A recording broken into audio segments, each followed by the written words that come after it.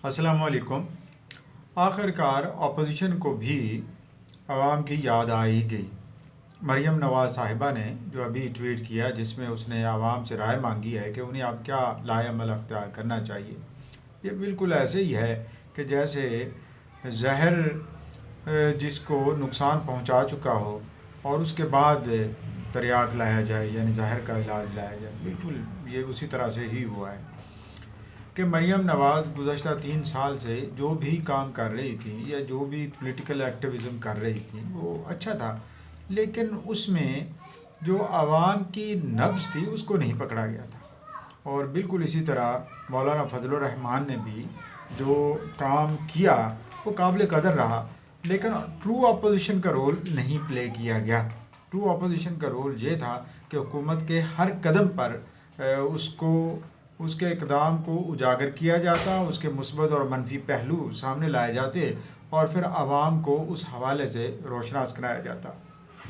अब हमारी अपोजिशन का या पॉलिटिकल एक्टिविज़म करने वालों का शिकवा ये होता है कि जनाब वो हमारा साथ नहीं देते अवाम, जब हम बाहर निकलते नहीं हैं। असल में होता यह है कि आवाम को जब बाहर निकालना चाहिए होता है या उन्हें आगाह करना चाहिए होता है कि मसाइल की जड़ कहाँ पे है, मसाइल हैं कहाँ पे, तो उस वक्त वो आगाह नहीं किया जाता और यूं ये मसला बना रहता है और बढ़ता चला जाता है। अब भी कुछ ऐसा ही हुआ है कि आवाम को पता नहीं कि ये कौन ज़िम्मेदार है। हुकूमत कहे जा रही है कि बैनुल अक़वामी मार्केट में कीमतें बढ़ी हैं, इसलिए मुल्क के अंदर भी कीमतें बढ़ती चली जा रही हैं। भाई ये बताना हुकूमत का काम तो नहीं है, क्योंकि हुकूमत तो इस बात को छुपाएगी। तो इसमें हिज़्ब इख्तिलाफ का काम था, ये पॉलिटिकल पार्टी जो हुकूमत को अपोज़ कर रही हैं उनका काम था कि आवाम को सही सूरत हाल से आगाह करें। अगर आवाम आगाह ही नहीं होते और ज़िम्मेदारी का पता ही नहीं चलता कि कौन ज़िम्मेदार है उनके साथ मसाइल का, तो फिर ऐसा ही रहेगा कि वो बाहर निकलेंगे नहीं, वो एक मुगालते में रहेंगे और मुगालता इतना ज़्यादा बढ़ जाएगा कि लोग पिसते चले जाएंगे। अब सूरत हाल यही है कि अब मरता क्या ना करता वाली बात है कि आवाम तो अब इस कदर पिस चुके हैं महंगाई के हाथों कि अब वो बाहर निकलेंगे ही। तो इसमें अगर अपोजिशन बाहर निकलती है या उनकी रहनुमाई करने की कोशिश करती है तो इसमें अपोजिशन की कोई कारकर्दगी सामने नहीं रखनी चाहिए, क्योंकि अपोजिशन का जिस वक्त उठना बनता था जबकि मसाइल ज़्यादा होते जा रहे थे, पैदा हो रहे थे, उस वक्त उठते तो अब शायद ये मामला ना होते। दूसरी तरफ ये भी हुआ है कि अपोजिशन अब अगर उठेगी, डीथ्रोन करेगी या वोट बैंक अपना बढ़ाएगी तो यकीनन वोट बैंक उसका ही बढ़ेगा, लेकिन मसले का हल नहीं होगा कि महंगाई का जो लेवल बन चुका है, जो ज़िम्मेदार हैं उनके ख़िलाफ़ कार्रवाई नहीं हो पाएगी। माजी में भी हमने यही देखा, अब भी यही देख रहे हैं कि उम्मीद कोई नज़र नहीं आती है और उसके ना आने की वजह सबसे बड़ी ये है कि अपोजिशन ने अपना किरदार जो बर वक्त किरदार अदा करना चाहिए। जब पहली बार तेल की कीमतें बढ़ी थी तो उस वक्त ही उठ खड़े होना चाहिए था कि बैनुल अक़वामी मार्केट में तेल की कीमतें इतनी नहीं बढ़ी हैं जितनी कि हुकूमत बढ़ाई जा रही है। तो ये वो पैसा कहाँ जा रहा है, एक तो ये।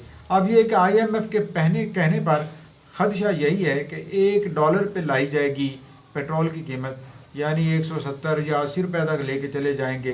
तो ये भी बताना अपोजिशन का काम था कि असल मसला क्या है, आलमी मार्केट में तेल की कीमतें बढ़ना मसला है या डॉलर की कीमत बढ़ना मसला है। और अब डॉलर की कीमत बढ़ा रहा है तो कौन बढ़ा रहा है, क्या इसमें हुकूमत की नाअहली शामिल नहीं है?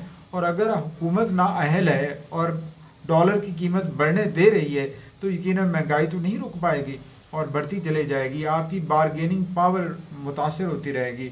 और जब डॉलर की कीमत बढ़ेगी तो पेट्रोल की बढ़ेगी, जब पेट्रोल की बढ़ेगी तो फिर साथ डॉलर की बढ़ेगी और उसके साथ इन्फ्लेशन भी बढ़ेगी, महंगाई भी बढ़ेगी, हर चीज़ महंगी होती जाएगी।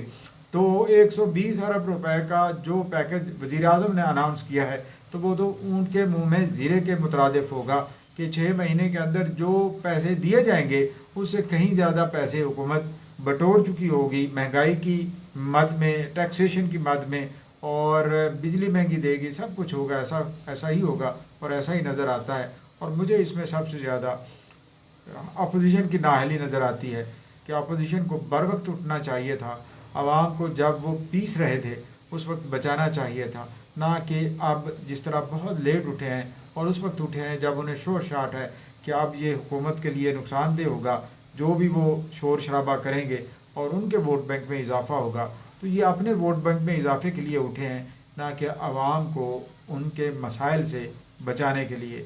اگر میں غلط ہوں تو آپ مجھے ضرور کامنٹ کیجیے گا اور مجھے فیڈ بیک بھی دیجیے گا, اور ہو سکے تو اس ویڈیو کو لائک بھی کیجیے اور میرے چینل کو سبسکرائب بھی کیجیے گا.